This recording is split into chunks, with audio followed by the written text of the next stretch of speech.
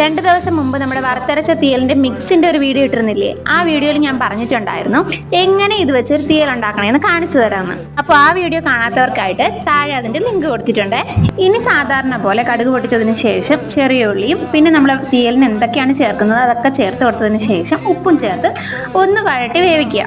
ഇത് വേകുന്ന സമയത്ത് നമ്മുടെ മിക്സ് കുറച്ച് നമ്മുടെ മിക്സിയുടെ ജാറിലേക്ക് ഇട്ട് ഒന്ന് അതിനെ പൊടിച്ചെടുക്കാം. നല്ല ഫൈനായിട്ട് പൊടിച്ചെടുക്കണം കേട്ടോ. പിന്നെ വേറൊരു കാര്യമുണ്ട്, നമുക്ക് ഇങ്ങനെ വേണമെങ്കിലും ഇത് സ്റ്റോർ ചെയ്ത് വെക്കാം. ഇങ്ങനെ ചെയ്ത് വെച്ചാൽ കുറച്ചുകൂടെ എളുപ്പമാണ്.